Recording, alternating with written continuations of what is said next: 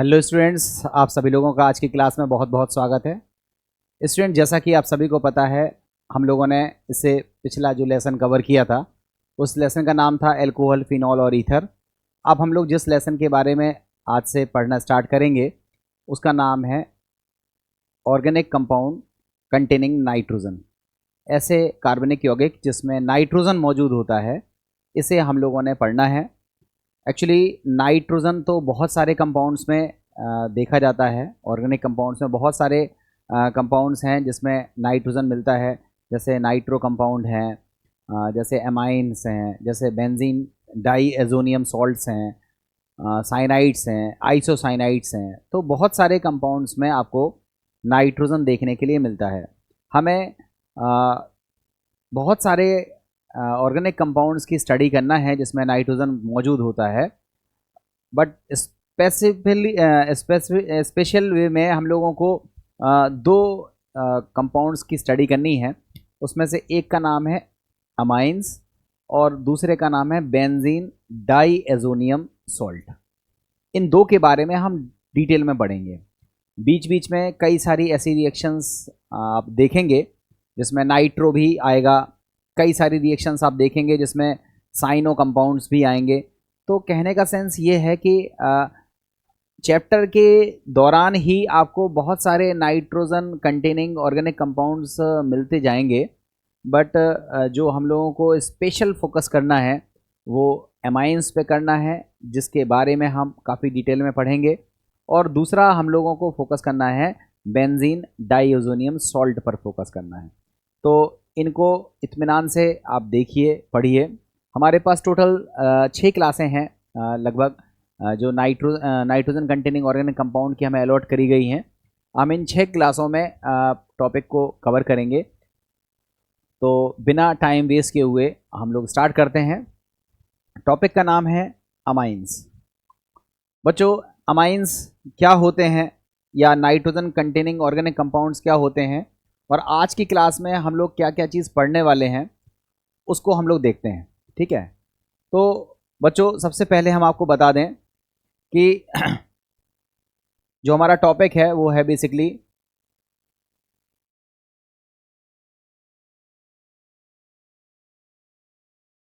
Organic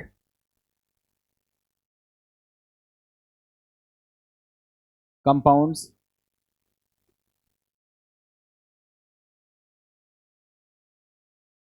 containing nitrogen. जिसमें nitrogen है हमें उनके बारे में स्टडी करनी है। इसमें हम लोग बात करेंगे अमाइंस की, ये जिसमें NH2 रहेगा वो हम उसको अमाइंस कहेंगे। फिर प्राइमरी, सेकेंडरी, टर्सरी, क्वाटरनरी, इनके बारे में हम बात करेंगे। बट सबसे पहले हमें बात करनी है किसकी? अमाइंस की। जब हम अमाइंस पूरा पढ़ लेंगे तब हम लोग बात करेंगे बेंजीन डाईएजोनियम सॉल्ट की, जिसको हम लोग बोलते हैं, ये हमारा स्ट्रक्चर रहता है।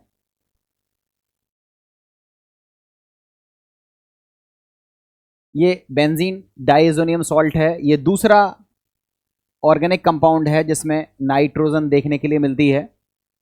हम एमाइंस के बाद इसकी स्टडी करेंगे और यही दो हमारे लिए मेन है, मतलब जो भी क्वेश्चंस आते हैं वो इन्हीं दोनों से पूछ लिए जाते हैं।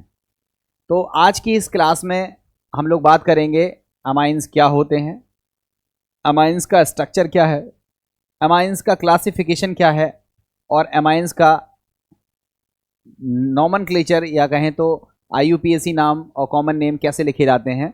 हम लोग पहले इन 4 टॉपिकों की स्टडी करेंगे, देन उसके बाद हम अमाइंस के physical properties, chemical properties, methods of preparations, इन सब के बारे में बात करेंगे। तो पहले हम इन 4 टॉपिकों को एक एक करके देखते हैं, देन उसके बाद हम आगे की बात करेंगे। तो सबसे पहले हम देख लें, ये तो कुछ है कि अमाइंस के यूजेस हैं। आपको पता होना चाहिए कि जो कॉमर्शियल लेवल पर जो मेडिसिन्स बनाई जाती हैं, फाइबर्स बनाए जाते हैं, उसमें इंटरमीडिएट कंपाउंड्स के तौर पर अमाइंस को पाया गया है। और ये कुछ एक इसके यूजेस हैं आपकी एनसीईआरटी से एज इट इज़ यूजेस मैंने यहाँ पर आपको स्लाइड के तौर पर दिखा दिए हैं। बहुत ज़्यादा यूजेस में मैं इसलिए नहीं जा रहा हूँ क्योंकि ये पूछे नहीं जाते हैं। हम लोग बात करते हैं नाइट्रोजन कंटेनिंग कंपाउंड्स की। हमने आपको बताया बहुत सारे कंपाउंड्स हैं। एक कंपाउंड्स का नाम है नाइट्रो, आपको पता है, जिसमें NO2 रहेगा उसको हम बोलेंगे नाइट्रो कंपाउंड्स।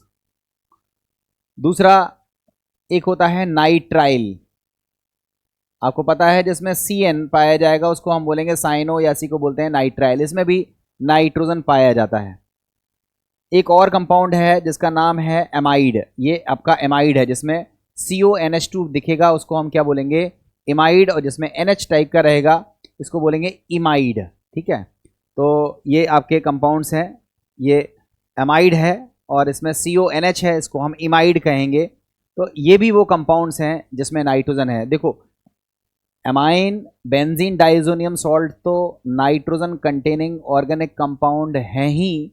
उसके अलावा ये भी कंपाउंड्स कौन से हैं, ऑर्गेनिक कंपाउंड्स हैं जिसमें नाइट्रोजन मौजूद है। ये भी वो कंपाउंड्स हैं जिसमें नाइट्रो, नाइट्राइल, एमाइड्स और आपके इमाइड्स मौजूद हैं। ठीक है, अब हम लोग देखते हैं स्पेशली एमाइंस के। मैंने आपको फिर भी बताया हम लोगों को एमाइंस को काफ़ी डिटेल में पढ़ना है। तो देखिए बच्चों, हम लोगों ने सबसे पहले एमाइंस को पढ़ना है। एमाइंस में हम लोग क्या क्या चीज़ पढ़ेंगे, सबसे पहले हम पढ़ेंगे एमाइंस का स्ट्रक्चर, फिर हम पढ़ेंगे एमाइंस का क्लासिफिकेशन, फिर पढ़ेंगे एमाइंस में नॉमेनक्लेचर, उसके बाद प्रिपरेशन कैसे करते हैं, मेथड्स ऑफ प्रिपरेशन में रिएक्शंस पढ़ेंगे, कई सारी रिएक्शंस पढ़ेंगे जिसमें एमाइंस का फॉर्मेशन होता है। उसके बाद हम बात करेंगे फिजिकल प्रॉपर्टीज़ की, देन बात करेंगे केमिकल प्रॉपर्टीज़ की, तब जा करके हमारा एमाइंस जो है वो कंप्लीट होगा। मतलब एमाइंस को पढ़ने के लिए इतने स्टेप्स हमें फॉलो करने पड़ेंगे। तो सबसे पहले हम लोग बात कर लेते हैं स्ट्रक्चर ऑफ एमाइंस की। बच्चों थोड़ा सा हम आपको यहाँ पर आगे की स्लाइड बताएं, उससे पहले हम छोटी छोटी आपको जो ऑलरेडी नॉलेज है उससे रिलेटेड कुछ चीज़ें बताना चाहते हैं। बच्चों आप सभी लोगों को एक चीज़ पता है, NH3, इसको हम लोग बोलते हैं अमोनिया, इसको अपन लोग बोलते हैं अमोनिया। अमोनिया के बारे में कुछ चीज़ें आपको ऑलरेडी जानकारी है। आपको पता है कि अमोनिया में जो नाइट्रोजन है उसका हाइब्रिडाइजेशन क्या होता है, sp3। इसका जो शेप साइज है वो कैसा होता है, वो होता है पिरामिडल।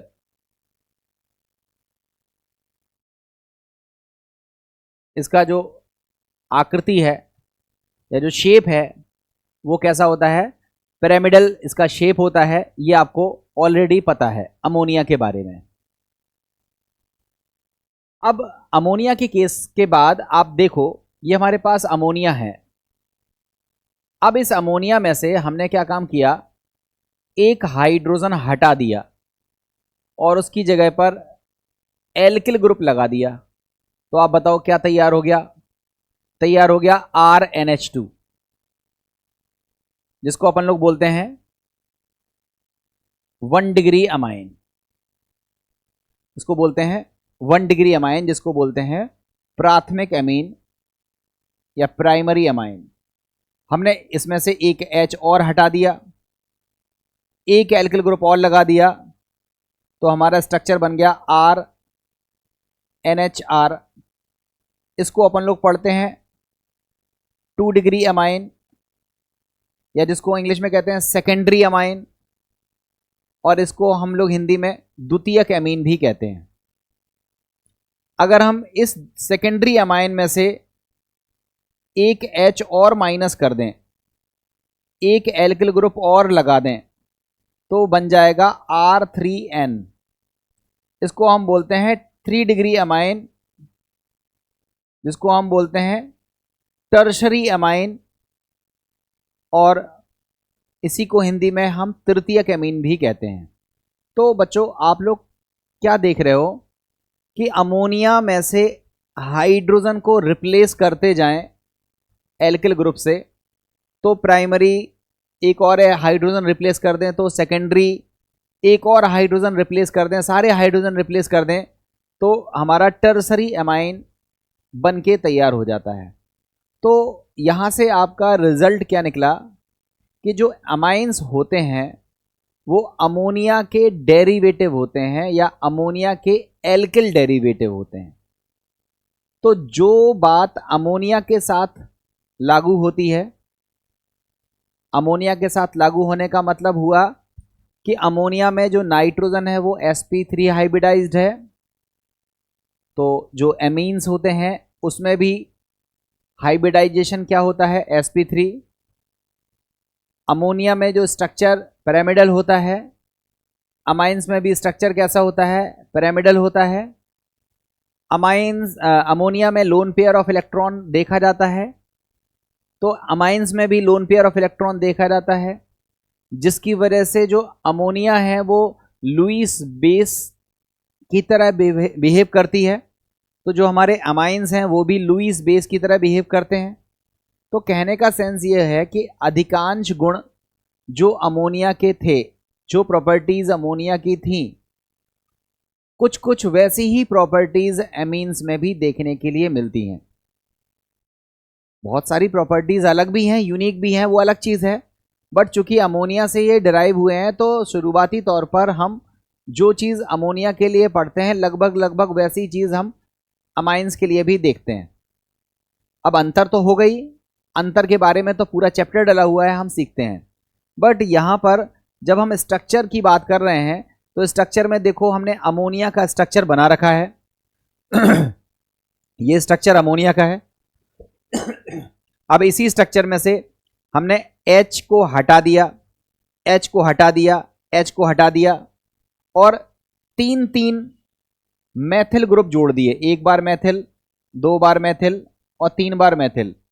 तो आप बताओ बच्चों, तीन बार हमने मैथिल ग्रुप जोड़ दिए तो ये जो हमने बनाया ये क्या बना दिया, ये बनाया हमने टर्सरी एमाइन। क्या बनाया हमने, तृतीयक एमाइन बनाया। आप दो CH3 जोड़ते तो सेकेंडरी बना सकते थे, आप अगर एक CH3 जोड़ते तो प्राइमरी बना सकते थे। मतलब कहने का ये हुआ कि जो अमोनिया का स्ट्रक्चर है पिरामिडल टाइप का, sp3 हाइब्रिडाइजेशन है, वही स्ट्रक्चर किसका है, आपका अमाइंस का है, पिरामिडल और sp3 हाइब्रिडाइजेशन यहाँ भी देखने के लिए मिलता है। तो ये तो स्ट्रक्चर की बात हो गई। अगर कोई पूछे कि अमाइंस का स्ट्रक्चर कैसे होता है तो आप कहोगे amines is nothing but derivative of ammonia. तो जो अमोनिया का स्ट्रक्चर होता है वही स्ट्रक्चर किसका होता है, अमाइंस का होता है। ये चीज़ आपको समझ में आनी चाहिए। अब हम बात करते हैं अब हम बात करते हैं कि अमाइंस को हम कैसे क्लासिफाई करते हैं, अमाइंस को हम कैसे बांटते हैं। तो बच्चों अमाइंस को बांटने के दो तरीके होते हैं। पहला तरीका होता है कि नाइट्रोजन से कौन सा ग्रुप जुड़ा हुआ है, एल्किल ग्रुप जुड़ा हुआ है, एरिल ग्रुप जुड़ा हुआ है, हेट्रोसाइक्लिक टाइप का ग्रुप जुड़ा हुआ है, कि कौन सा ग्रुप जुड़ा हुआ है। तो नाइट्रोजन से कौन सा ग्रुप जुड़ा हुआ है इसके आधार पर हम अमाइंस को बांटते हैं। दूसरा, कितने ग्रुप जुड़े हुए हैं, नाइट्रोजन से कितने ग्रुप जुड़े हुए हैं इसके आधार पर भी हम अमाइंस को बांटते हैं। मतलब अमाइंस को बांटने के दो तरीके होते हैं, कौन सा ग्रुप जुड़ा हुआ है पहला तरीका, और कितने ग्रुप जुड़े हुए हैं दूसरा तरीका। देखो बड़े आराम से समझ में आएगा आपको। हमारा जो टॉपिक है उसका नाम है classification of amines. Classification of amines में आपने क्या सीखना है, अमाइंस जो होता है उसको हम दो भागों में बांटते हैं। पहला भाग है based on the types of group attach to nitrogen. Nitrogen से जो ग्रुप जुड़े होते हैं उसके आधार पर हम अमीन्स को पहले तरह से बांटते हैं। और दूसरा होता है based on number of groups attached to nitrogen. Nitrogen से जितने ग्रुप अटैच होते हैं उसके बेस पर हम दूसरी बार बांटते हैं।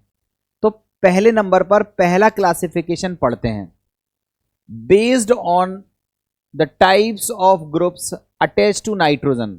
नाइट्रोजन से कौन कौन से ग्रुप जुड़े हुए हैं, इसके आधार पर हम अमाइंस को 3 भागों में बांटते हैं। उसमें से पहले का नाम होता है एल्किल अमाइंस, दूसरे का नाम होता है एरिल अमाइंस और तीसरे का नाम होता है हेट्रोसाइक्लिक अमाइंस। ध्यान से सीखना, नाइट्रोजन से कौन कौन से ग्रुप जुड़े हो सकते हैं। या तो एल्किल ग्रुप जुड़ा होगा तो उसको बोलेंगे एल्किल अमाइन, या हो सकता है रिंग जुड़ी हो, बेंजीन रिंग जुड़ी हो, तो उसको हम क्या बोलेंगे, एरिल अमाइंस। या हो सकता है कि एल्किल और एरिल दोनों ना हो, कोई हेट्रोसाइक्लिक टाइप का कोई ग्रुप जुड़ा हुआ हो, तो उसको हम क्या बोलते हैं, हेट्रोसाइक्लिक अमाइंस। इनको समझने के लिए आप एग्जाम्पल्स देखो, आपको खुद ही समझ में आ जाएंगे कि कौन कौन से अमाइंस हमने यहाँ नोट डाउन किए हैं। देखो, सबसे पहले हम बात कर रहे हैं एल्किल अमाइंस की। देखो, ये जो नाइट्रोजन है, इस नाइट्रोजन से क्या जुड़ा हुआ है, alkyl alkyl alkyl, alkyl group जुड़े हुए हैं। अब जरूरी नहीं है कि एल्किल ग्रुप 3 हो, एक भी हो सकता है। जैसे यहां देखो, ये एग्जाम्पल है, इसमें एक CH3 जुड़ा है, 2 हाइड्रोजन है। अगले वाले में देखो, 2 एल्किल ग्रुप जोड़े हैं, 1 हाइड्रोजन है, और अगले वाले में तीनों एल्किल ग्रुप जोड़े हैं।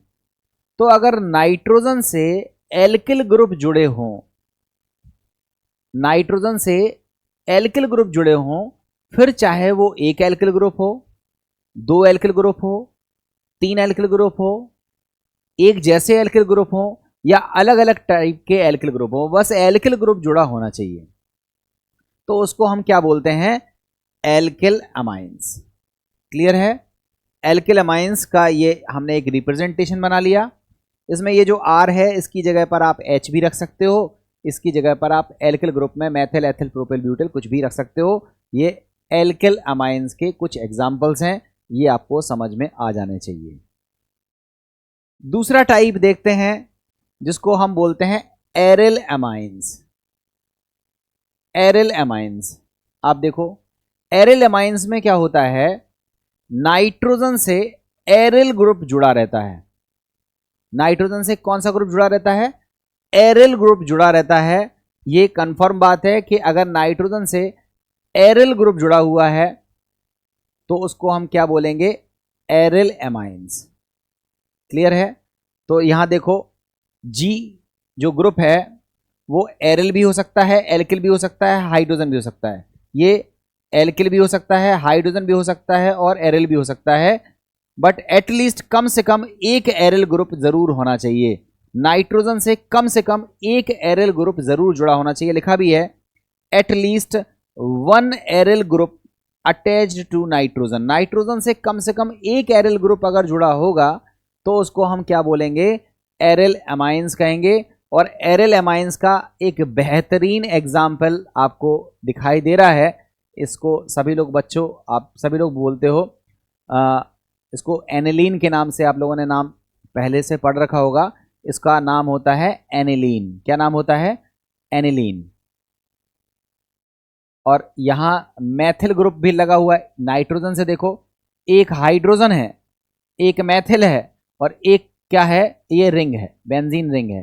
तो बच्चों, ये भी कौन सा एमीन है, ये भी एरिल एमाइन का ही एग्जाम्पल है। तो आई थिंक आपको एल्किल एमीन समझ में आ गए होंगे, एल्किल अमाइन समझ में आ गए होंगे, और एरिल एमाइन भी आपको समझ में आ गया होगा कि एरिल एमाइन में क्या होता है। अब अगर हम बात करें थर्ड कैटेगरी की, तो थर्ड कैटेगरी हमारी होती है हेट्रोसाइक्लिक एमाइंस। बच्चों, इसमें जो एमाइंस होते हैं वो हेट्रोसाइक्लिक कंपाउंड्स होते हैं, हेट्रोसाइक्लिक अमाइंस होते हैं। हेट्रोसाइक्लिक का मतलब आप जानते ही होंगे, जैसे ये समझो, ये हमारे पास साइक्लिक, ये साइक्लिक कंपाउंड है जिसका नाम है साइक्लोहेक्सेन। अब बच्चों, इस साइक्लोहेक्सेन में हम अगर बीच में एक नाइट्रोजन लगा दें, पहले क्या था, पहले सारे के सारे क्या थे, कार्बन, ये भी कार्बन, ये भी कार्बन, ये भी कार्बन, ये भी कार्बन, और वो पहले जो नाइट्रोजन से पहले लगा था वो भी कार्बन था। इसको हम बोलते हैं होमोसाइक्लिक कंपाउंड। होमोसाइक्लिक कंपाउंड से मतलब है जिसमें सारे के सारे मेंबर्स कार्बन हो उसको हम बोलते हैं होमोसाइक्लिक कंपाउंड्स। कोई भी एटम कार्बन के अलावा नहीं होता है, कार्बन और हाइड्रोजन से ही मिलकर के बना होगा। अगर बना होगा तो उसको हम बोलते हैं होमोसाइक्लिक कंपाउंड। और यदि कार्बन को रिप्लेस करके हम कोई भी दूसरा एटम लगा दें, वो नाइट्रोजन भी हो सकता है, वो ऑक्सीजन भी हो सकता है, वो सल्फर भी हो सकता है, वो फास्फोरस भी हो सकता है, तो इसको हम बोलते हैं हेट्रोसाइक्लिक कंपाउंड। साइक्लिक कंपाउंड में जिसमें रिंग होगी उसको बोलेंगे साइक्लिक। अगर रिंग के सारे मेंबर कार्बन है तो होमोसाइक्लिक। अगर कार्बन के अलावा कोई एकाध हेट्रो एटम भी अगर उसमें मौजूद है तो उसको हम क्या बोलेंगे, हेट्रोसाइक्लिक कंपाउंड। और हेट्रोसाइक्लिक कंपाउंड में यदि एमाइन मौजूद हो तो इसको हम क्या बोलते हैं, हेट्रोसाइक्लिक अमाइंस। तो आप देखो ये एग्जाम्पल है पायरोल का, ये पायरोल है, ये पायरोजोल है और ये पायरिडीन है। इसमें अमाइंस जो मौजूद है, इसमें जो अमाइंस मौजूद है वो हेट्रोसाइक्लिक फॉर्म में मौजूद है, इसलिए इसको हम हेट्रोसाइक्लिक अमाइंस कहते हैं। लिखा भी है साइक्लिक कंपाउंड विथ वन और मोर हेट्रो एटम्स। साइक्लिक कंपाउंड में अगर एक या एक से ज़्यादा हेट्रो एटम मौजूद हैं और वो हेट्रो एटम कौन सा है, नाइट्रोजन, तो फिर हम उसको क्या बोलेंगे, हेट्रोसाइक्लिक अमाइंस कहेंगे। तो बच्चों आपको एक चीज़ समझ में आ गई, amines nitrogen containing organic compound का पहला टॉपिक है जो हमें डिटेल में पढ़ना है। अमाइंस बेसिकली क्या होते हैं, तो कहोगे डेरिवेटिव ऑफ अमोनिया। अमोनिया के डेरिवेटिव को हम अमाइंस कहते हैं। अब अमाइंस की अगर कैटेगरी की बात करें तो अमाइंस में अगर नाइट्रोजन से एल्किल ग्रुप लगे हुए हैं तो उसको हम एल्किल अमाइंस कहते हैं। एरिल ग्रुप लगे होते हैं तो एरिल अमाइंस कहते हैं। अगर एल्किल और एरिल दोनों लगे होते हैं तो एर एल्किल अमाइंस कहते हैं। ये लिखा नहीं है बट ये आपने पढ़ा होगा, एर एल्किल अमाइंस, जिसमें एल्किल और एरिल दोनों हों तो उसको हम एर एल्किल अमाइंस कहते हैं। जनरली ये एरिल अमाइंस की कैटेगरी ही में ही माना जाता है। और यदि अमाइंस इस तरह के हैं कि जिसमें हेट्रोसाइक्लिक टाइप का कंपाउंड मौजूद है तब हम उसको हम हेट्रोसाइक्लिक अमाइंस कहते हैं। ये अमाइंस को क्लासिफाई करने का पहला तरीका हो गया कि कौन सा ग्रुप अटैच है नाइट्रोजन से, कौन सा ग्रुप अटैच है नाइट्रोजन से। इस बेस पर हमने 3 भागों में बांटा, एल्किल अमाइंस, एरिल अमाइंस और हेट्रोसाइक्लिक अमाइंस। अब हम बात कर रहे हैं कितने ग्रुप अटैच हैं अमाइंस में, नाइट्रोजन से कितने ग्रुप अटैच हैं, नाइट्रोजन पर कितने हाइड्रोजन बच गए हैं। इसके बेस पर हम अमाइंस को 3 भागों में बांटते हैं। प्राइमरी अमाइंस जिसको हम प्राथमिक अमीन कहते हैं, सेकेंडरी अमाइन या 2 डिग्री अमाइन जिसको हम द्वितीयक अमीन कहते हैं, टर्सरी अमाइन तृतीयक अमाइन या 3 डिग्री अमाइंस इसका नाम होता है।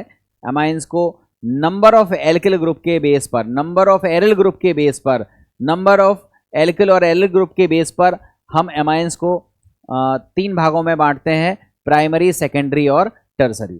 तो इनको एक एक करके देखते हैं। आप देखिए इसे, आपको खुद ही समझ में आएगा। देखो हमने अमाइंस को कैटेगराइज किया। अगर अमाइंस में सारे के सारे हाइड्रोजन है, एल्किल ग्रुप है ही नहीं है, तब हम इसको क्या बोलेंगे, अमोनिया। ये एक्चुअली क्लासिफिकेशन तो नहीं कह सकते हो, हमने तो अमोनिया के डेरिवेटिव को ही अमाइंस बताया था, मगर फिर भी हमने अमीन्स में सारे के सारे एल्किल की जगह अगर हाइड्रोजन रख दिए तो क्या बन जाएगा, अमोनिया। अगर एक एल्किल रखा तो प्राइमरी, 2 एल्किल रखे तो सेकेंडरी, 3 एल्किल रखे तो टर्सरी, 2 एल्किल अगर सेम रखे तो सिंपल, 2 एल्किल ग्रुप अगर अलग अलग रखे तो मिक्स्ड, 3 एल्किल ग्रुप अगर सेम रखे तो सिंपल एमाइंस और अगर अलग अलग रखे तो मिक्स्ड एमाइंस। तो बच्चों ये हमारा क्लासिफिकेशन नंबर 2 है। नंबर ऑफ एल्किल ग्रुप के बेस पर हम एमाइंस को प्राइमरी, सेकेंडरी और टर्सरी भागों में बांट सकते हैं। प्राइमरी तो ठीक है, सेकेंडरी, टर्सरी, सिंपल और मिक्स्ड दोनों टाइप का हो सकता है। सिंपल कब होगा, जब दोनों एल्किल ग्रुप या तीनों एल्किल ग्रुप एक जैसे होंगे तो सिंपल सेकेंडरी या टर्सरी अमाइन कहेंगे। अगर दोनों या तीनों एल्किल ग्रुप अलग अलग होंगे तो हम उसको मिक्स्ड या मिश्रित टर्सरी अमाइन या तृतीयक अमीन कहेंगे। ये उसके क्लासिफिकेशन है। अब देखिए सबसे पहले हम प्राइमरी अमीन की बात कर रहे हैं। बच्चों ये हमारा प्राइमरी अमीन है। इस प्राइमरी अमीन में आप देख सकते हो, इस प्राइमरी अमीन में आप देख सकते हो R एक है और नाइट्रोजन से बाकी के दो क्या लगे हुए हैं, H। तो अगर हमारे पास नाइट्रोजन से दो हाइड्रोजन लगे होते हैं, नाइट्रोजन से कितने हाइड्रोजन लगे होते हैं, दो हाइड्रोजन लगे होते हैं और एक एल्किल ग्रुप पाया जाता है, तब हम उसको क्या बोलते हैं, 1 डिग्री अमाइन, या जिसको प्राइमरी अमीन कहते हैं या प्राथमिक अमीन कहते हैं। तो प्राइमरी अमीन कैसे कहेंगे, तो आप बोलोगे जब नाइट्रोजन में एक एल्किल ग्रुप अटैच हो और नाइट्रोजन के पास दो हाइड्रोजन मौजूद हों, तब हम उसको प्राइमरी या 1 डिग्री या फिर प्राथमिक अमीन कहते हैं। इसका एग्जाम्पल आप देख सकते हो। देखो बच्चों, इसका नाम है मैथिल अमाइन, ये मैथिल अमाइन है और ये हमारा एनिलीन है, ये रिंग है, रिंग और दो हाइड्रोजन है। तो ये मैथिल अमीन है, ये हमारा एनिलीन है। नाम पर अभी मत जाओ, आप केवल ये देखो, ये प्राइमरी अमीन है और ये हमारा प्राइमरी अमीन है। दोनों एग्जाम्पल किसके हैं, प्राइमरी अमीन के एग्जाम्पल्स हैं। क्लियर है। अब देखते हैं सेकेंडरी अमीन। सेकेंडरी अमीन भी सरल है। अगर हमारे पास नाइट्रोजन से दो दो एल्किल ग्रुप अटैच हों और एक हाइड्रोजन हो, ध्यान से समझना, अगर एक हाइड्रोजन हो और बाकी के दो एल्किल ग्रुप हों, तब हम उसको क्या बोलते हैं, सेकेंडरी अमीन। अब सेकेंडरी अमीन में अगर ये दोनों आर एक जैसे हैं तो इसको बोलेंगे सिंपल सेकेंडरी अमीन, और अगर ये दोनों आर अलग अलग होंगे तो इसको बोलेंगे मिक्स्ड सेकेंडरी अमीन। तो देखो एग्जांपल में समझ में आएगा। देखो ये मैथिल है, ये भी मैथिल है, तो आप खुद ही देखो दो दो एल्किल ग्रुप हैं तो ये सेकेंडरी है। ये मैथिल है, ये फेनिल है, ये भी सेकेंडरी है, ये भी सेकेंडरी अमाइन है, ये भी सेकेंडरी अमाइन है, मगर ये सिंपल है क्योंकि इसमें दोनों ग्रुप सेम है, और ये मिक्स्ड है क्योंकि ये दोनों ग्रुप अलग अलग हैं। तो सेकेंडरी अमाइन को हम सिंपल और मिक्स्ड दो कैटेगरी में रखते हैं। सिंपल कब कहेंगे, जब दोनों एल्किल ग्रुप सेम होंगे तो सिंपल कहेंगे, और मिक्स्ड कब कहेंगे, जब दोनों ग्रुप अलग अलग होंगे तब हम उसको मिक्स्ड कहेंगे। ये हमारा सेकेंडरी अमाइन हो गया। अब देखो सेकेंडरी अमाइन की जो बात मैंने बोली है वही लिखी हुई है, simple secondary amine. Simple secondary amine example CH3 same है, C2H5 सेम है, तो इसको हम बोलेंगे सिंपल सेकेंडरी अमाइन। लिखा भी है ऑल एल्किल और aryl groups attached to nitrogen are the same. जितने भी एल्किल ग्रुप या एरिल ग्रुप अटैच होंगे नाइट्रोजन से, यदि वो सेम हैं तब हम उसको क्या बोलेंगे, सिंपल अमाइन। अब चूंकि ये सेकेंडरी है तो सिंपल सेकेंडरी अमाइन। और अगर हम बात करें मिक्स्ड सेकेंडरी अमाइन की, तो देखो एक ग्रुप मैथिल है, एक ग्रुप फेनिल है, एक ग्रुप एथिल है, एक ग्रुप मैथिल है, तो दोनों ग्रुप अलग अलग हैं, तो लिखा है ऑल एल्किल और aryl group attach to nitrogens are not same. अगर ग्रुप सेम नहीं होंगे तब हम उसको हम क्या बोलेंगे, मिक्स्ड सेकेंडरी अमाइन। तब हम उसको क्या बोलेंगे, मिक्स्ड सेकेंडरी अमाइन कहेंगे, और ये मिक्स्ड सेकेंडरी अमाइन का एग्जांपल है। क्लियर है ना। तो आई थिंक आपको सिंपल सेकेंडरी अमाइन और मिक्स्ड सेकेंडरी अमाइन समझ में आ गए होंगे। अब हम बात करते हैं टर्सरी अमाइंस की। टर्सरी अमाइंस में सिंपल सी चीज़ है कि अगर नाइट्रोजन पर एक भी हाइड्रोजन नहीं है, देखो नाइट्रोजन पर एक भी हाइड्रोजन नहीं है, सारे के सारे एल्किल ग्रुप हैं, एक भी हाइड्रोजन नहीं है, सारे के सारे एल्किल या एरिल ग्रुप हैं, तब हम उसको क्या बोलेंगे, टर्सरी अमाइन। टर्सरी अमाइन में अगर ये सारे के सारे एल्किल ग्रुप एक जैसे हैं तो सिंपल टर्सरी अमाइन। अगर सारे के सारे एल्किल ग्रुप अलग अलग टाइप के हैं तो उसको हम क्या बोलेंगे, मिक्स्ड टर्सरी अमाइन। ये उसके क्लासिफिकेशन में देखो, ये फेनिल फेनिल फेनिल तीनों सेम है तो सिंपल टर्सरी अमाइन। यहाँ पर एथिल मैथिल फेनिल अलग अलग हैं तो ये मिक्स्ड टर्सरी अमाइन की कैटेगरी में हो जाएगा। तो प्राइमरी अमाइंस क्या होते हैं, सेकेंडरी अमाइंस क्या होते हैं, टर्सरी अमाइंस क्या होते हैं, मिक्स्ड और सिंपल सेकेंडरी अमाइंस क्या होते हैं, मिक्स्ड और सिंपल टर्सरी अमाइंस क्या होते हैं। ये चीज़ें आपको समझ में आ गई। ये देख सकते हो आप इस स्लाइड में, यहाँ पर बात करी जा रही है किसकी, सिंपल टर्सरी अमाइंस की। तीनों ग्रुप सेम है, तीनों ग्रुप सेम है तो सिंपल टर्सरी अमाइन है, और यहाँ तीनों ग्रुप अलग अलग हैं तो मिक्स्ड, तीनों ग्रुप अलग अलग हो सकते हैं, 2 सेम और 1 अलग हो सकता है, तब हम इसको क्या बोलते हैं, मिक्स्ड टर्सरी अमाइंस। यही लिखा हुआ है, ऑल एल्किल और aryl attach to the nitrogen are same then it is called simple tertiary amine.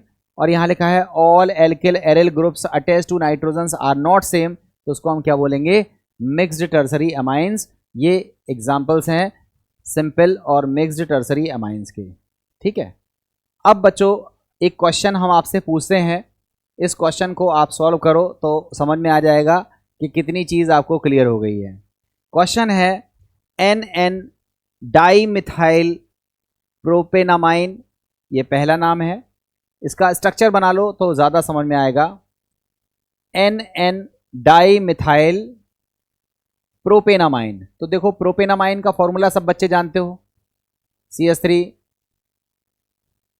CH2 CH2 NH2, इसको बोलते हैं प्रोपेनामाइन, इसको बोलते हैं प्रोपेनामाइन। अब NN डाइमेथिल मतलब नाइट्रोजन पर 2 हाइड्रोजन हटाकर 2 मेथिल लगा दो। नाइट्रोजन पर क्या करना है, 2 हाइड्रोजन हटाकर 2 मेथिल लगाना है, एक मेथिल एक और मेथिल। तो बच्चों इसका नाम क्या हो गया, इसका नाम हो गया NN डाइमेथिल प्रोपेनामाइन, इसका नाम हो गया NN डाइमेथिल प्रोपेनामाइन। अब बच्चों इसका नाम देखो N मिथाइल एनालीन, तो पहले एनालीन का स्ट्रक्चर बना लो। ये हमारा स्ट्रक्चर है किसका, एनालीन का। अब इस एनालीन में से एक हाइड्रोजन हटाकर मेथिल लगा दो, एक मेथिल है ना, तो हमने एक हाइड्रोजन हटा दिया और उसकी जगह पे क्या लगा दिया, मेथिल। ये स्ट्रक्चर किसका है, एन मेथिल एनालीन का। 2 बातें क्लियर हो गई, एंड एनालीन और एक स्ट्रक्चर है एनालीन। तो एनालीन की संरचना तो सब लोगों को पता है, ये स्ट्रक्चर हो गया एनालीन। अब आपसे क्या पूछ रहा है, respectively can be classified in which family of amines. ये तीनों जो हमने स्ट्रक्चर बनाए हैं या तीनों के जो नाम लिखे हुए हैं, ये किस कैटेगरी के एमाइन हैं, प्राइमरी सेकेंडरी टर्सरी, किस कैटेगरी के एमाइन है। तो चेक करो, इस नाइट्रोजन पर हाइड्रोजन नहीं है, ये टर्सरी है। इस पर एक हाइड्रोजन दिख रहा है, ये सेकेंडरी है। और इस पर 2 हाइड्रोजन दिख रहे हैं, ये प्राइमरी है। तो ये वाला हाइड्रोजन मतलब ये वाला जो स्ट्रक्चर है वो टर्सरी अमाइन है, सेकेंडरी अमाइन है और प्राइमरी अमाइन है। तो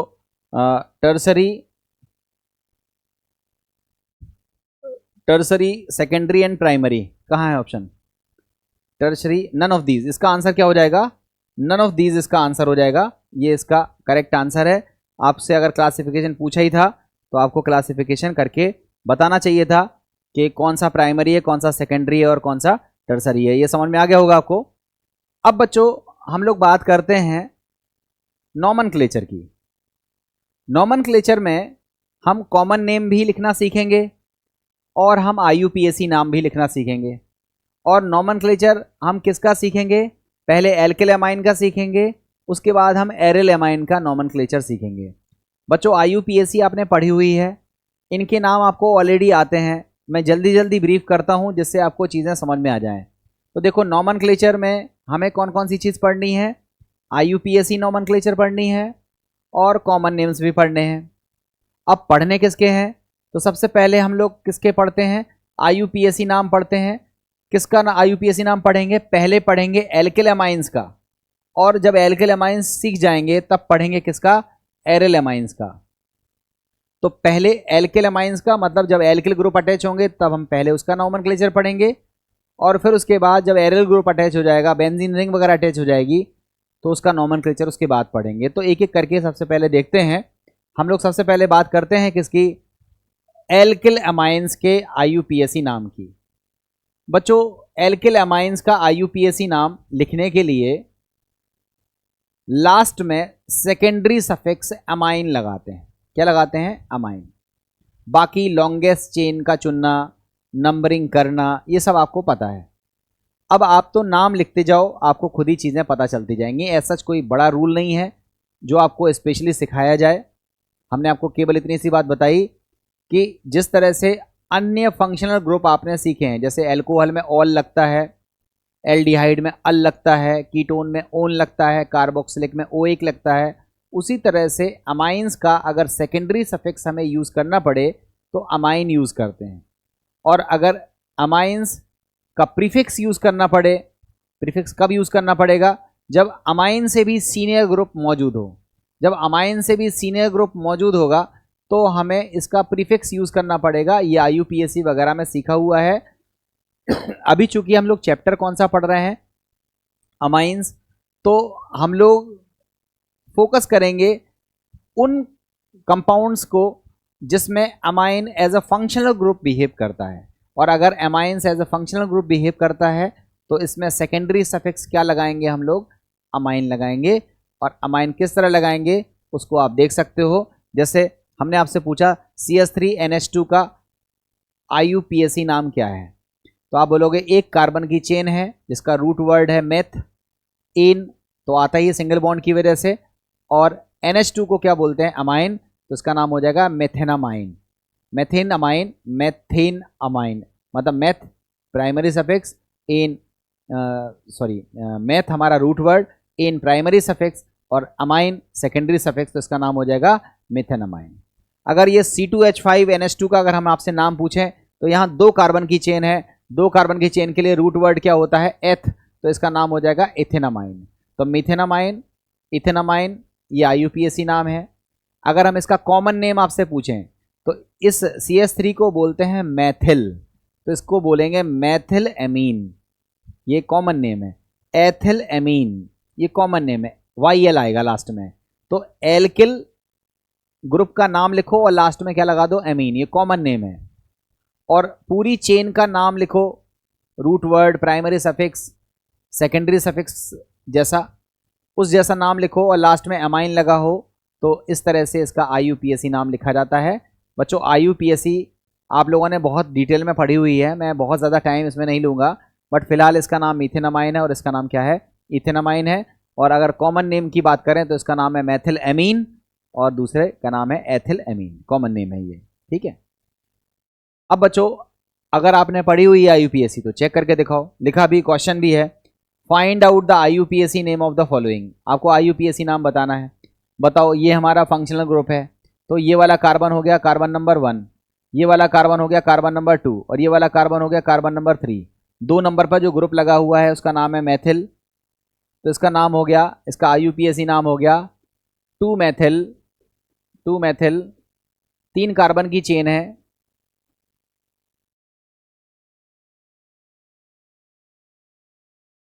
2 मैथिल प्रोपेनामाइन, इसका नाम हो जाएगा 2 मैथिल प्रोपेन 1 एमाइन भी कह सकते हो आप, 2 मैथिल प्रोपेन 1 एमाइन, ये इसका नाम हो जाएगा।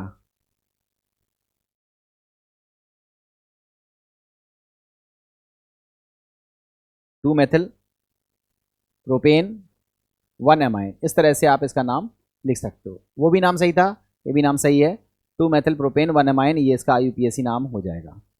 कर लोगे? अब बताओ, इसका नाम अगर हम आपसे पूछें तो इसको बोलेंगे साइक्लोहेक्सेनामाइन। साइक्लोहेक्सेनामाइन, ये इसका IUPAC नाम हो जाएगा। आप इसको चेक कर सकते हो, नीचे स्लाइड कर दे रहा हूँ मैं, आंसर लिखा हुआ है आपका, देखो लिखा भी है साइक्लोहेक्सेनामाइन, ये इसका IUPAC नाम हो गया। और इसी तरह से आपको पिछले वाले का IUPAC नाम भी अगर चेक करना हो तो वो भी चेक कर सकते हो, जिससे आपको डाउट ना रहे कि हमने आपको बताया नहीं है। तो इस तरह से आप इसको भी चेक कर सकते हो। ये आपका नाम है, इसका नाम है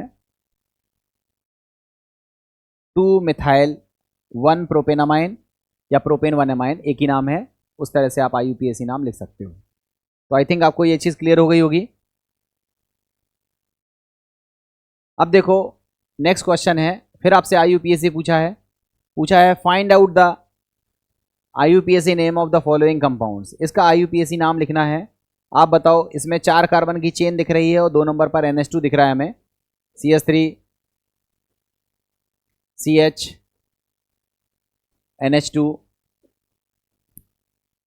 CH2 एंड CH3। इसमें 4 कार्बन की चेन है, इसका नाम हो जाएगा ब्यूटेन 2 अमाइन या 2 ब्यूटेन अमाइन, ये इसका IUPAC नाम हो जाएगा, और इस तरह से आप इसका IUPAC नाम लिख सकते हो। ठीक है, अब देखते हैं nomenclature of amines. Nomenclature of amines में अब हम बात करेंगे सेकेंडरी अमाइंस के IUPAC नेम कैसे लिखे जाते हैं। सेकेंडरी अमाइंस में आपको पता है जो नाइट्रोजन है, यहां देख लो, जो सेकेंडरी अमाइन है नाइट्रोजन है, उस पर एक तो होता है हाइड्रोजन, एक होता है एल्किल ग्रुप और दूसरा होता है एल्किल ग्रुप। इसी को बोलते हैं ना सेकेंडरी अमाइन। अब बच्चों ध्यान से देखो, जिस एल्किल ग्रुप में ज्यादा कार्बन होंगे, जैसे मान लो यहां एक कार्बन है, यहां 3 कार्बन है, तो जिसमें ज्यादा कार्बन होंगे वो हमारी चेन का फॉर्मेशन करेगा, मतलब रूट वर्ड वहां से आएगा और उसी के बेस पर नाम लिखा जाएगा। मान लो ये ना होता तो इसका नाम तो लिख ही लेते आप, क्योंकि इसमें ज्यादा कार्बन थे। मगर ये जो एल्किल ग्रुप है ये किससे अटैच है, ये नाइट्रोजन से अटैच है, इसलिए इस एल्किल ग्रुप के आगे क्या लगते हैं, एन। तो देखो इसका नाम क्या हो गया, ये एल्किल ग्रुप किससे अटैच है, नाइट्रोजन से, तो नाम हो गया एन एल्किल। एन एल्किल का मतलब वो एल्किल समूह जो किससे अटैच है, नाइट्रोजन से अटैच है, तो इसको क्या बोला हमने, एन एल्किल। और बाकी इसका नाम तो जानते ही हो, इसको हम क्या बोलते हैं, एल्केनामाइन। इसको क्या बोलते हैं, एल्केनामाइन। तो इसका नाम हो जाएगा एन एल्किल एल्केनामाइन। क्वेश्चंस देखो ज्यादा बेहतर समझ में आएगा। जैसे मान लो ये हमारा क्वेश्चन है, आप नाम को देखने की जरूरत नहीं है, आप खुद से सोचो। आप पहले ये देखो, ये नाइट्रोजन है, इस नाइट्रोजन से एक हाइड्रोजन है जुड़ा हुआ और बाकी के 2 एल्किल ग्रुप हैं, तो ये सेकेंडरी अमाइन है। अब सेकेंडरी अमाइन में देखो यहां 1 कार्बन और 2 कार्बन की चेन है, ये 1 कार्बन है और ये दूसरा कार्बन है। ये हमारे पास 2 कार्बन की अगर चेन है,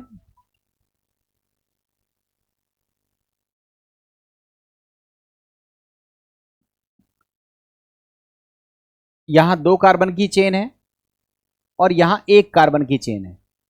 तो बच्चों हमने आपको बताया था कि 2 कार्बन की चेन से हमारा पूरा नाम लिखा जाएगा। जैसे मान लो ये कुछ ना होता है तो इसको हम क्या बोलते हैं, इथेनामाइन बोलते हैं। मगर ये जो मैथिल ग्रुप, ये एक ही कार्बन है ना, ये मैथिल ग्रुप है, ये नाइट्रोजन से जुड़ा हुआ है, तो इसको हम क्या बोलेंगे, एन मिथाइल। एन मिथाइल, और ये 2 कार्बन की चेन है तो इथेनामाइन, एन मिथाइल इथेनामाइन। अब जैसे हम पूछे इसका नाम बताओ, तो यहां भी 2 कार्बन की चेन है 1 and 2, और यहां भी 2 कार्बन की चेन है 1 and 2, तो कोई दिक्कत नहीं, दोनों चेन एक जैसी हैं, तो इसको हम बोलेंगे एथिल ग्रुप। ये कौन सा ग्रुप है, एथिल ग्रुप, जो कि अटैच किससे है, नाइट्रोजन से, तो इसका नाम हो जाएगा एन एथिल। इसका नाम हो जाएगा एन एथिल, और 2 कार्बन का पूरा एमाइन है तो इसको क्या बोलेंगे, एथेनामाइन। क्लियर है, ये किसका नाम हो गया, सेकेंडरी अमाइन का नाम हो गया। IUPAC में आपने ये सब चीजें सीखी हुई हैं वैसे भी। अब अगर हम टर्सरी अमाइन की बात करें तो उनका नाम लिखने के लिए आपको बता दें, टर्सरी में आपको पता है नाइट्रोजन से 3 एल्किल ग्रुप जुड़े होते हैं, 1 2 और ये 3। जो एल्किल ग्रुप बड़ा होता है, मतलब जिसमें ज्यादा कार्बन होते हैं या जिसमें फंक्शनल ग्रुप हमारा शामिल होगा, उसको हम मेन फंक्शनल ग्रुप कहेंगे और पूरा नाम इससे लिखा जाएगा, मतलब रूट वर्ड इससे आएगा, सफिक्स, प्राइमरी सफिक्स, ये सब इसी से जनरेट होंगे। मगर ये जो बचे हुए एल्किल ग्रुप हैं, ये वाला एल्किल ग्रुप बच गया और ये वाला एल्किल ग्रुप बच गया, ये जो एल्किल ग्रुप हमारे बच गए हैं, ये एल्किल ग्रुप किससे जुड़े हुए हैं, नाइट्रोजन से। और नाइट्रोजन से जब एल्किल ग्रुप जुड़े होते हैं तो उसको हम कैसे लिखते हैं, एन एल्किल। एन एल्किल, अगर दोनों सेम है तो एन एन डाई एल्किल, इस तरह से लिखते हैं। मतलब ये जो एल्किल ग्रुप नाइट्रोजन से जुड़े हुए हैं, तो इन एल्किल ग्रुप के नाम के पहले हमें एन लगाना पड़ेगा, जिससे ये पता चलेगा कि ये एल्किल ग्रुप नाइट्रोजन से अटैच हैं। तो इसका जो नाम होता है वो देखो क्या लिखा है, एन एल्किल, मतलब एक एल्किल ग्रुप नाइट्रोजन से जुड़ा है तो एन एल्किल। फिर एन एल्किल डैश, मतलब मान लो दूसरा एल्किल ग्रुप है, अलग तरह का है, वो भी नाइट्रोजन से जुड़ा हुआ है, तो इसको क्या बोलेंगे, एन एल्किल, ये एक नाम। एन एल्किल डैश दूसरा एल्किल ग्रुप, और बाकी का नाम आपको पता ही है, इसको क्या बोलते हैं, एल्केनामाइन। अगर मान लो दोनों एल्किल ग्रुप सेम है तो क्या हो जाएगा, N N di alkyl. N N di alkyl तब लिखा जाएगा जब दोनों ग्रुप सेम है, तब क्या लिखा जाएगा, एन एन डाई एल्किल। और अगर अलग अलग ग्रुप हैं तो एन एल्किल डैश, इस तरह से लिखा जाएगा। चेक करते हैं, आपको खुद ही समझ में आ जाएगा। जैसे हमने पूछा इसका नाम बताओ, तो आप कहोगे ये ग्रुप इथाइल है, ये ग्रुप इथाइल है, और ये 2 कार्बन का चेन है। तो आप बताओ 2 कार्बन के चेन का जो नाम होता है वो क्या नाम होता है, इथेनामाइन होता है ना। अब इथेनामाइन तो है, सो ठीक है, मगर ये जो एथिल ग्रुप है ये नाइट्रोजन से जुड़ा हुआ है, इसलिए इसका पूरा नाम क्या हो जाएगा, एन एन डाई एथिल। देखो एन एन डाई एथिल, ये तो इनका नाम हो गया, एन एन डाई एथिल, और इसका नाम है इथेनामाइन। हम आपसे पूछे इसका नाम बताओ, तो बताओ ये मिथाइल ग्रुप है, ये इथाइल ग्रुप है, 2 कार्बन है, और ये 3 कार्बन की मेन चेन है।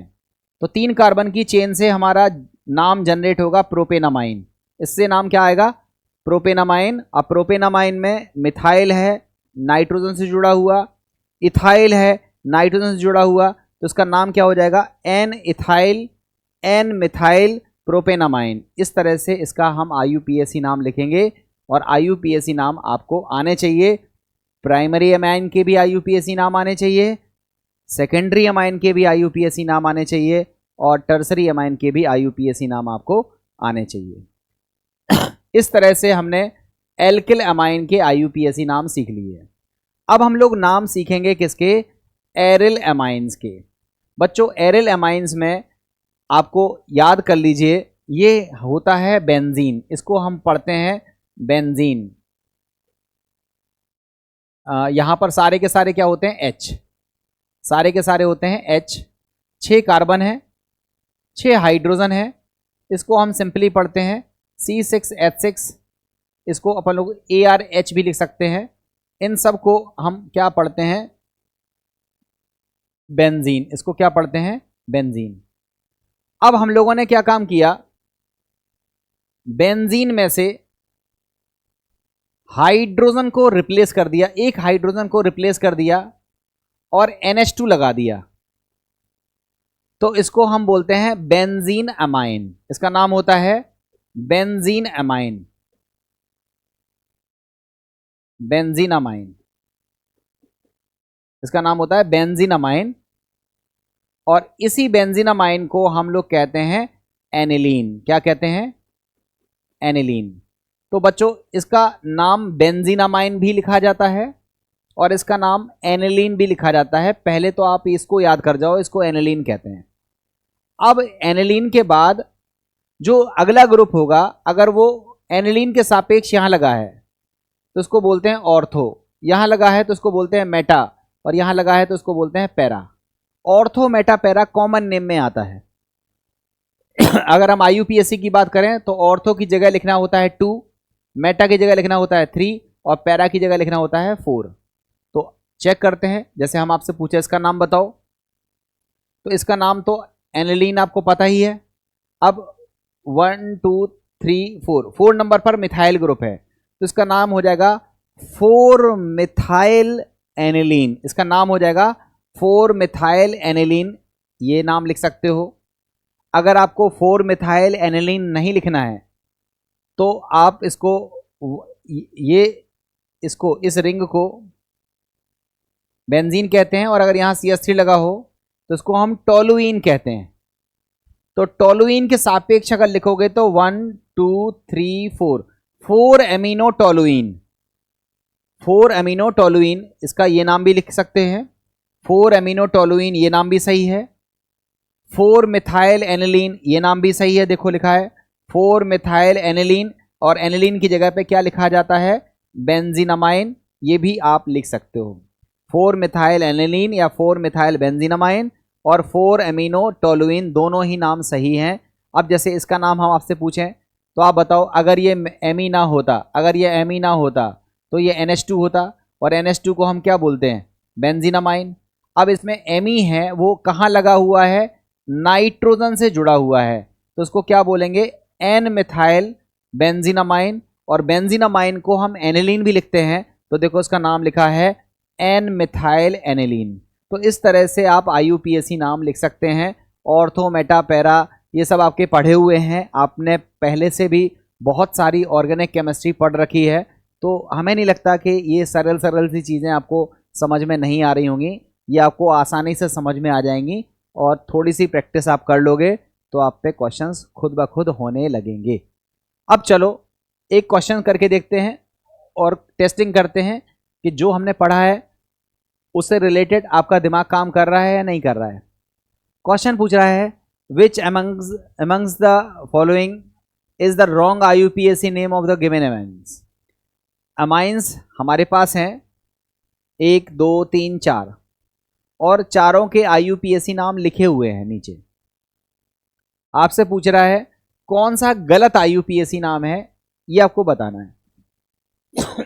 आप बताओ, ये मिथाइल है, ये इथाइल है, तो इसको बोलेंगे एन मिथाइल, एन इथाइल, और 3 कार्बन की चेन है तो प्रोपेनामाइन। तो देखो लिखा है N ethyl, N methyl, propanamine, ये नाम तो सही है, यहां चेक करो।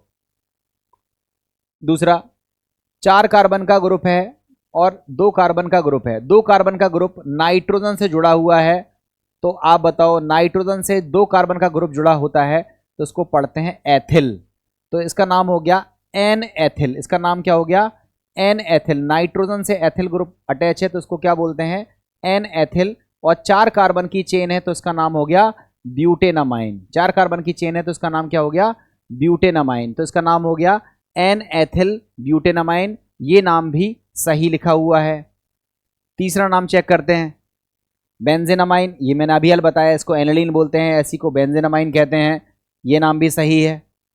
अब इससे देखो बेंजीनामाइन से नाइट्रोजन पर 2 मैथिल लगे हुए हैं तो उसको क्या पढ़ेंगे? N N di methyl, N N di methyl benzenamine, ये नाम भी सही है। तो अभी तक के तो चारों IUPAC नाम हमें लग रहे हैं सही हैं। आगे देखते हैं क्या कुछ और भी दिया हुआ है। हाँ, 2 नाम और हैं, 2 नाम और हैं। आप देखो इसका नाम, ये हमारा फंक्शनल ग्रुप है तो नंबरिंग यहां से होगी 1 2 3, 3 कार्बन की चेन है तो इसका नाम होगा prop 2 in 1 amine, 2 in 1 amine, prop 2 in 1 amine, ये नाम हो जाएगा प्रोप 2 in 1 amine, ये इसका नाम आना चाहिए। और लिखा क्या है?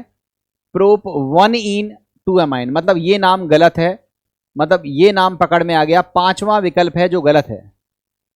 अब इसके बाद इसका नाम चेक करो, इसका नाम है मैथिल ग्रुप है, ये 2 कार्बन, सॉरी ये तो 5 कार्बन का ग्रुप है, बट यहां ऐसा देखो ये 1 नंबर की चेन है, ये 2 है और ये 3 है, 3 कार्बन की चेन है। तो आप बताओ ये जो ग्रुप है इस ग्रुप का नाम क्या है? इथाइल। इस ग्रुप का नाम क्या है? इथाइल। आप बताओ, नंबरिंग करते हैं यहां से 1 2 3, ये हमने नंबरिंग कर दी 1 2 3, 3 कार्बन की चेन है तो इसका नाम हो जाएगा 1 ethyl, 1 ethyl, N methyl, 3 carbon की चेन है, प्रोपेनामाइन, ये नाम हो जाएगा। और यहां देखो क्या लिखा है, इसका नाम लिखा है N methyl N propyl amine, ये नाम भी गलत है। तो आपसे पूछ रहा था कि कौन से नाम गलत हैं, तो एक तो 5वां नाम गलत है, एक 6वां नाम गलत है। तो आप चेक करो 5वां 6वां, ये है ऑप्शन नंबर सी, ये सी नंबर वाला चॉइस है जहां हम देख रहे हैं कि नाम गलत है, आपका आंसर नंबर होगा सी। तो बच्चों आपने देखो IUPAC में ये चीज़ देख ली है, देखो नाम लिखे भी हैं, सॉल्यूशन है, और फाइनली जो इसका आंसर है वो लिखा भी है, hence option C is the correct answer. आपका जो सी है वो करेक्ट आंसर है। इस तरह से हमें आंसर को लेना है। अब देखो हम लोगों ने IUPAC नाम सीख लिए, अब हम कॉमन नेम और सीख लेते हैं। कॉमन नेम तो और भी सरल है। कॉमन नेम में अगर हमारे पास प्राइमरी नाम है, प्राइमरी का नेम पूछा गया है, तो हमने आपको पहले बताया कि एल्किल ग्रुप का नाम पढ़ डालो और लास्ट में क्या जोड़ दो? एमाइन। जैसे CH3NH2 हमने पूछा इसका कॉमन नेम क्या है, तो आप कह दो मैथिल एमाइन। हमने आपसे पूछा बताओ इसका नाम क्या है, CH3 CH2 NH2, तो आप कहोगे इस वाले ग्रुप को एथिल कहते हैं, तो एथिल एमाइन। हमने कहा इसका नाम बताओ, तो बच्चों ये आइसोप्रोपिल ग्रुप है, इसलिए इसका नाम हो गया आइसोप्रोपिल एमाइन। ये एथिल एमाइन, ये कॉमन नेम है। प्राइमरी एमाइन के नाम लिखना बड़ा सरल है, एल्किल ग्रुप का नाम लिखो और लास्ट में एमाइन लिख दो, ये आपका कॉमन नेम लिखने का तरीका है। जो सेकेंडरी एमाइन होते हैं उसमें नाइट्रोजन के दो तरफ एल्किल होते हैं, ये भी एल्किल है ये भी एल्किल है, तो हम लोग इसका नाम लिखते हैं और इसका नाम लिखते हैं और अल्फाबेटिकली लिखते हैं। जैसे फॉर एग्जांपल हमने लिखा CH3 NH C2H5, हमने पूछा इसका नाम बताओ, कॉमन नेम बताओ, तो आप कहोगे ये मिथाइल है, M से शुरू हो रहा है, ये इथाइल है, E से शुरू हो रहा है। तो पहले अल्फाबेट्स में कौन आता है, E, तो इसका नाम हो जाएगा इथाइल मिथाइल एमीन, इसका कॉमन नेम हो जाएगा।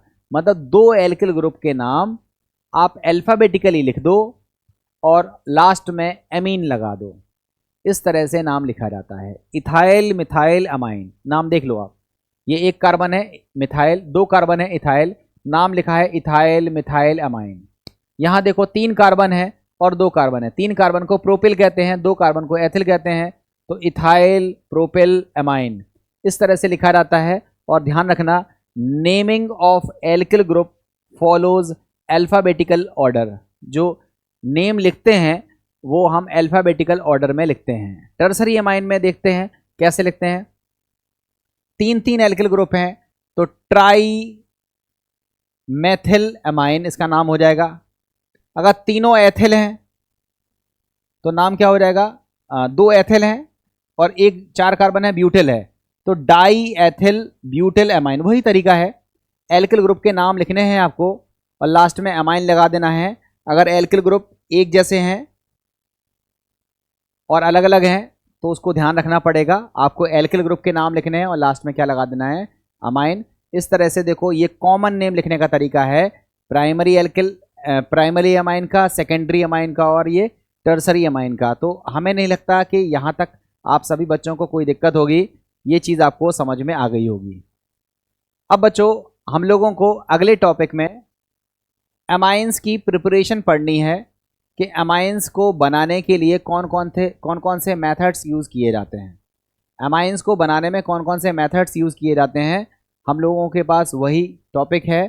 देखो हमने अमाइंस को कैसे बनाना है और बनाने के अलावा और क्या क्या टॉपिक पढ़ना है और वो कौन से टॉपिक हैं जो हम पढ़ चुके हैं उसको देख लेते हैं। सबसे पहले टॉपिक हम लोग देखते हैं, सबसे पहले हम लोग देखते हैं नॉमेनक्लेचर। तो अमाइंस का नॉमेनक्लेचर हमने आपको पढ़ा दिया है, हमने अमाइंस का स्ट्रक्चर भी पढ़ा दिया है।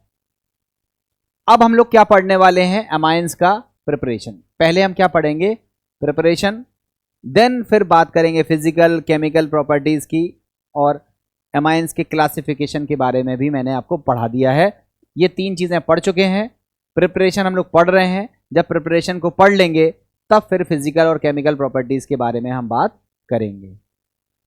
तो सबसे पहले हम बात करते हैं अमाइंस को बनाने की कितनी तरीके हैं। देखो बच्चों तरीके तो बहुत हैं, कई तरीके से अमाइंस बनते हैं, बट जो तरीके आपकी किताब में मेंशन है, जो आपसे एग्जामिनेशंस में पूछे जाते हैं, हम केवल उन्हीं तरीकों के बारे में बात करेंगे। उसके बियॉन्ड ना तो हम तरीकों को सीखेंगे और ना ही वो पेपर में पूछे जाते हैं। हाँ, आने वाली क्लासेस में आपको कुछ एक चीज़ें और एक्स्ट्रा पढ़ाई जाएंगी, वो अलग चीज़ें हैं, बट यहाँ हम अपने पढ़ाई के जो पॉइंट है उसको फोकस करेंगे कि जो चीज़ें हमको बनाने के मेथड्स में दी गई हैं वही हमारे पास लिखी हों। तो देखो पहले हम लोग पढ़ते हैं नाइट्रो कंपाउंड से। नाइट्रो कंपाउंड जानते हो, ये जिसमें NO2 रहता है। तो नाइट्रो कंपाउंड से हम क्या बनाएंगे, अमाइंस। तो अमाइंस बनाने का ये पहला मेथड है कि नाइट्रो कंपाउंड से हम अमाइन कैसे बनाते हैं। नाइट्रो कंपाउंड के बाद हम बनाएंगे नाइट्राइल से। बच्चों CN इसको कहा जाता है साइनाइड, या फिर इसी को पढ़ते हैं IUPAC नाम में नाइट्राइल्स।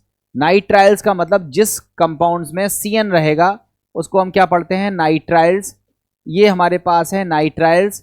और नाइट्राइल से हमें क्या बनाना है, अमाइन।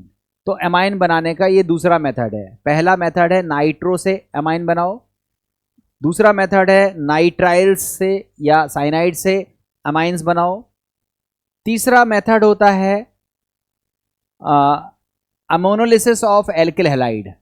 देखो बच्चों, एल्किल हैलाइड सब लोग जानते हो, RX होता है।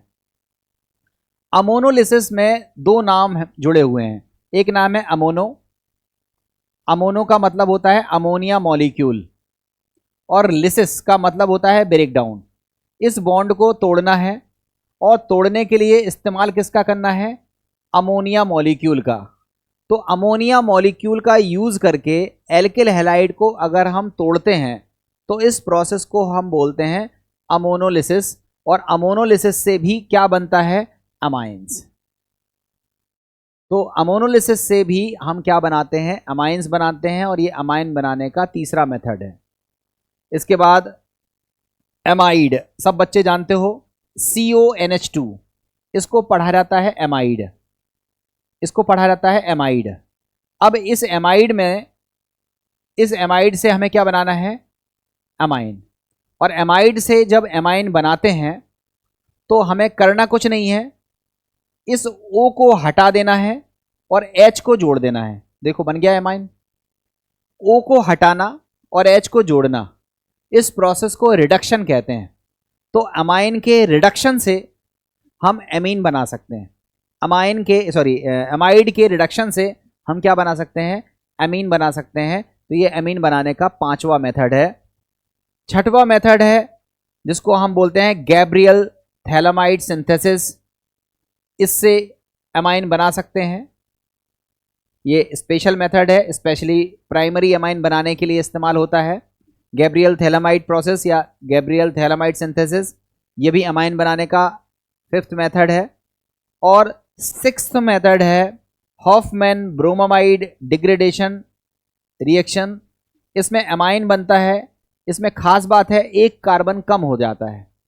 एमाइड से बनाते हैं, एमाइड से बनाने के दो तरीके हैं, या तो रिडक्शन से बनाओ तो कार्बन में कोई चेंज नहीं आएगा, या फिर कार्बन की संख्या को अगर घटाना है तो हमको कौन सा प्रोसेस यूज करना पड़ेगा, हॉफमैन ब्रोमामाइड डिग्रेडेशन रिएक्शन। तो टोटल 6 मेथड हैं जिससे हम एमाइन बना सकते हैं। कौन कौन से 6 मेथड हैं, नाइट्रो कंपाउंड से, नाइट्राइल से, अमोनोलिसिस ऑफ एल्किल हैलाइड से, रिडक्शन ऑफ एमाइड से, हॉफमैन ब्रोमामाइड डिग्रेडेशन मेथड से, और गैब्रियल थैलामाइड सिंथेसिस से। टोटल 6 तरीके होते हैं जिनसे हम एमाइंस का निर्माण करते हैं। मतलब ये वो 6 तरीके हैं जिससे हम एमाइंस का निर्माण करेंगे, एमाइंस को बनाएंगे। तो इन टोटल 6 तरीकों के बारे में हमें पढ़ना है, और इन टोटल 6 तरीकों को पढ़ने के बाद हमारा मेथड्स ऑफ प्रिपरेशन वाला पार्ट कंप्लीट हो जाएगा। तब फिर हम बात करेंगे इसकी फिजिकल प्रॉपर्टीज़ की, और फिर बात करेंगे इसकी हम केमिकल प्रॉपर्टीज़ की, और स्टेप बाय स्टेप हम आगे बढ़ रहे हैं। तो मेथड्स ऑफ प्रिपरेशन में हम सबसे पहले नाइट्रो कंपाउंड से एमाइन बनाना सीखते हैं। बच्चों, नाइट्रो कंपाउंड से जब हम एमाइन बनाते हैं तो इसके हमारे पास 3 मेथड होते हैं। या तो हम रिएक्शन कराएं कैटालिटिक हाइड्रोजनेशन, कैटालिटिक हाइड्रोजनेशन आप पढ़ चुके हो। कैटलिस्ट स्पेशली कौन सा लेते हैं, निकल, प्लेटिनम, पैलेडियम, यही कैटलिस्ट देते हैं।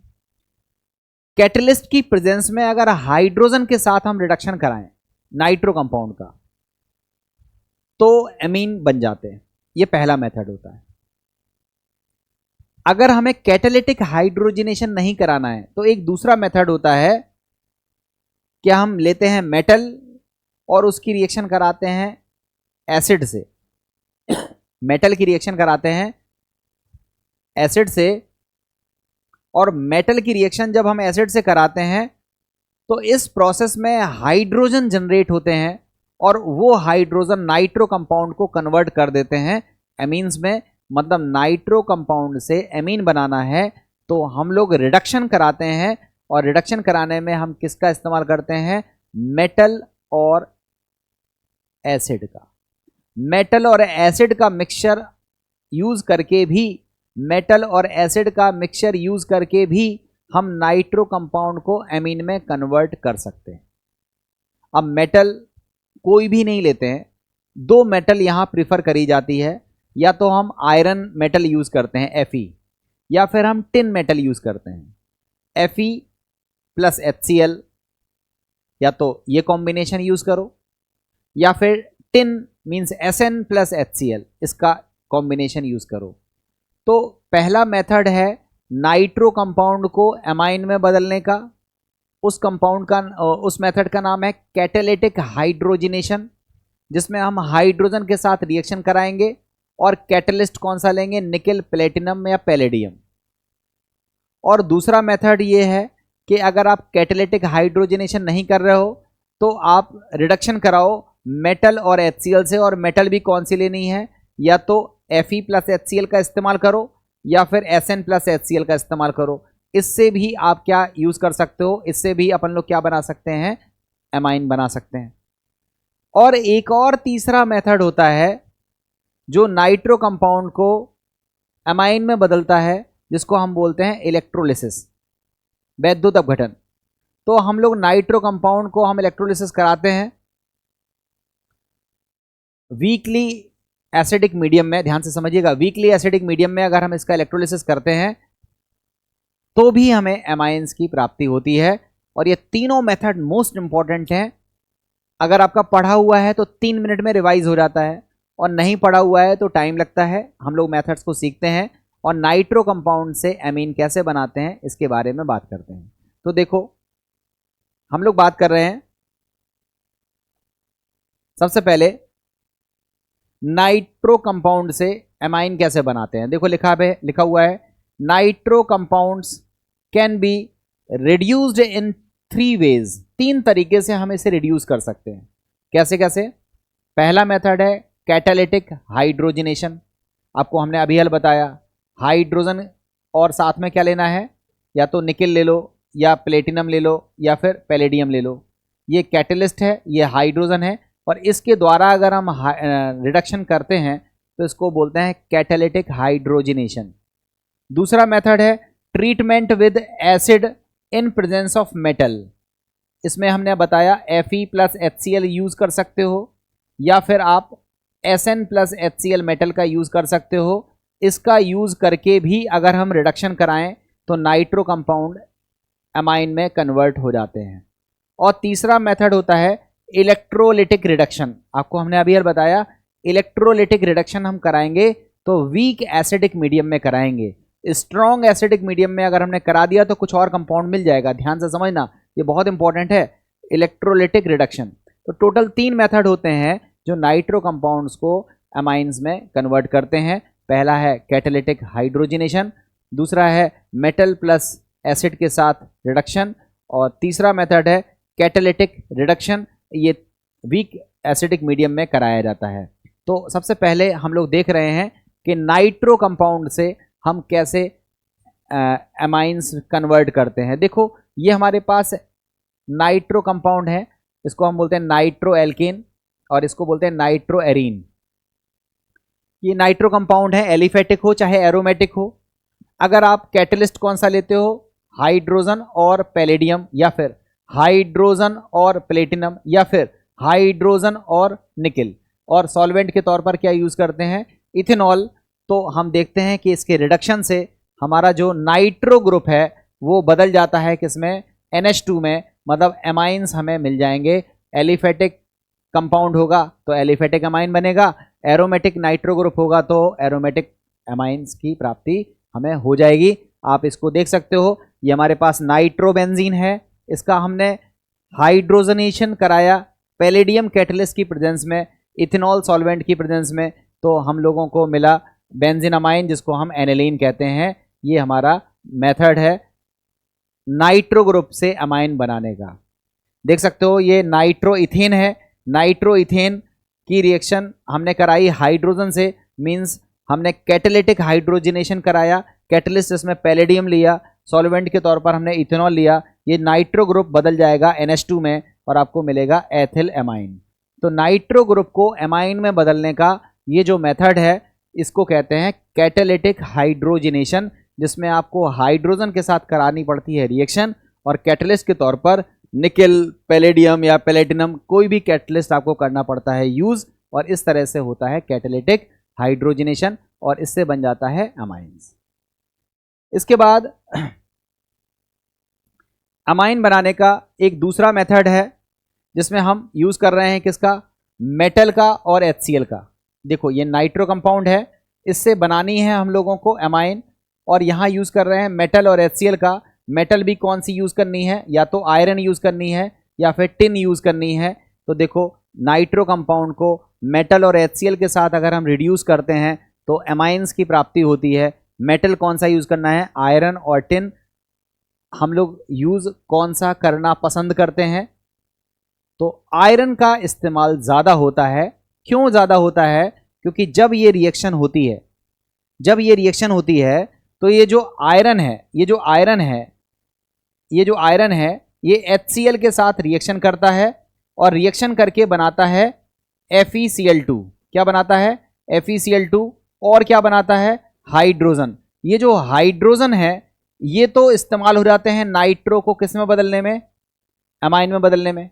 मगर ये जो FeCl2 बन जाता है, ये FeCl2 में अगर हम वाटर मिला दें, मतलब FeCl2 का अगर हम हाइड्रोलिसिस कर दें, तो हाइड्रोलिसिस करने पर क्या होता है, FeOH का होल ट्वाइस बनेगा और साथ में क्या बनेगा, HCl। मतलब जब हम शुरुआत में मेटल के साथ क्या मिलाते हैं, HCl, तो मेटल और HCl आपस में क्या कर लेती है, रिएक्शन करने से बनता है हाइड्रोजन, और हाइड्रोजन क्या करता है, नाइट्रो को बदल देता है अमाइन में। तो इस तरह से HCl तो खत्म हो गया, कंज्यूम हो गया। मेटल ने HCl के साथ रिएक्शन कर ली, तो मेटल और HCl मिलाया। तो अगर हम मेटल कोई आलतू फालतू मेटल ले लेंगे तो मेटल HCl के साथ कर लेगी रिएक्शन, HCl को कर देगी खत्म, और जब HCl खत्म हो जाएगा तो HCl आपको बार बार मिलाना पड़ेगा।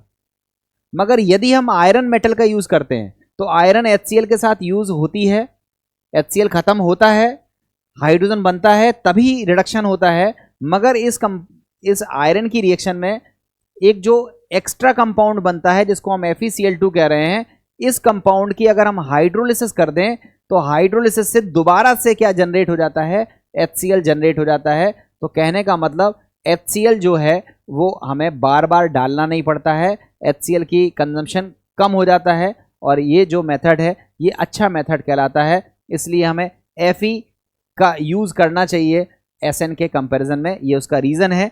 फिलहाल आपको पहले क्या याद होना चाहिए, नाइट्रो कंपाउंड को आपको एमीन में बदलना है।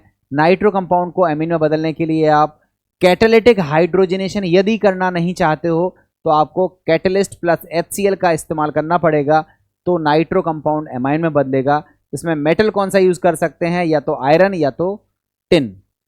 अब आयरन और टिन में कौन सा यूज़ करना चाहिए, तो हमने बताया आयरन क्यों यूज़ करना चाहिए, क्योंकि आयरन से जो कंपाउंड बनता है FeCl2 उसको दोबारा से हाइड्रोलाइज करने पर हमें HCl रीजनरेट हो जाता है, और इस तरह से HCl कम इस्तेमाल होता है, कम खपत होती है HCl की, और ये मेथड सस्ता पड़ता है। इसलिए हमें आयरन का इस्तेमाल करना चाहिए ओवर टिन। क्लियर, ये हमारा सेकंड मेथड है। देख लो इसे, ये मेथड है, पूरा लिखा हुआ है। अब लिखा है which metal is the most preferred, tin और आयरन।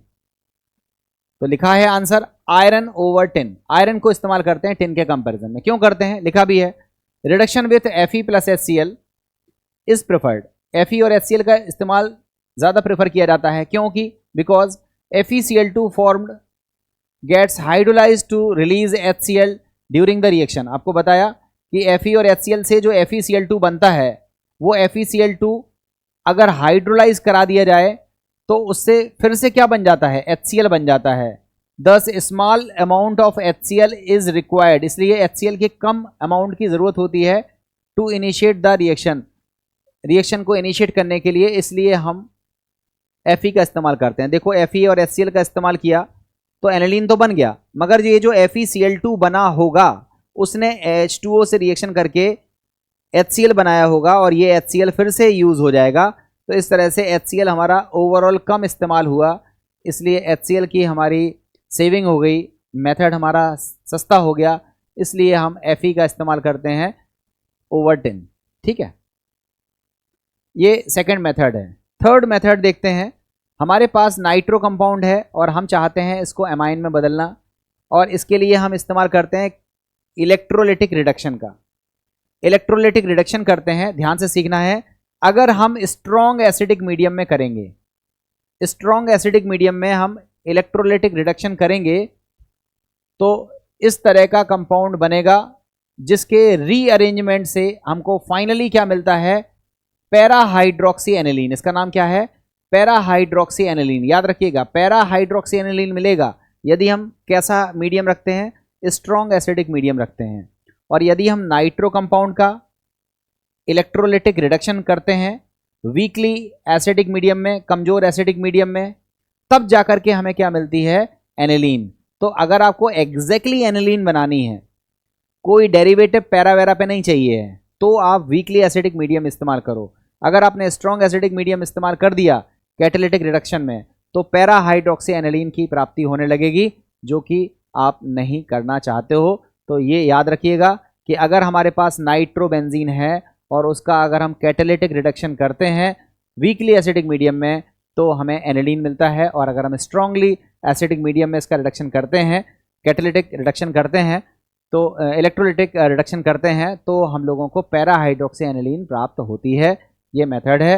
इसके रिलेटेड क्वेश्चन है, आप देख सकते हो, लिखा है electrolytic reduction of nitrobenzene in weakly acidic medium gives. Weakly acidic medium में क्या मिलेगा, एनिलीन।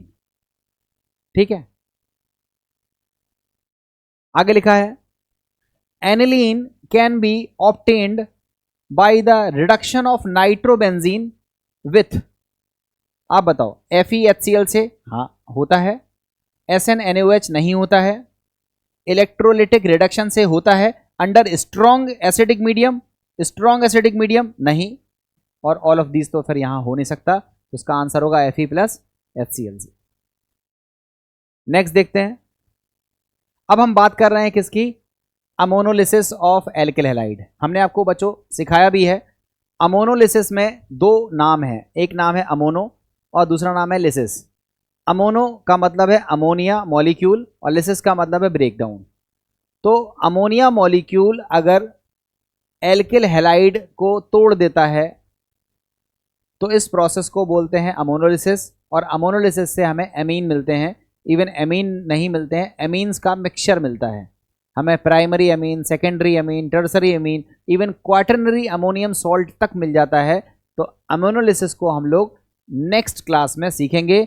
अमोनोलिसिस एंड ऑनवर्ड्स जो भी मेथड्स ऑफ प्रिपरेशन हमारे बच गए हैं उसे हम लोग नेक्स्ट क्लास में कवर करेंगे, और नेक्स्ट क्लास में ही हम बात करेंगे फिजिकल प्रॉपर्टीज़ की, अमाइंस की फिजिकल प्रॉपर्टीज़ के दौरान।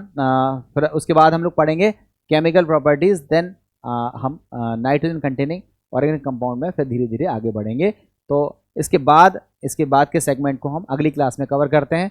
तो फिलहाल के लिए थैंक यू। अगली क्लास में आपसे फिर मुलाकात होती है। बाय।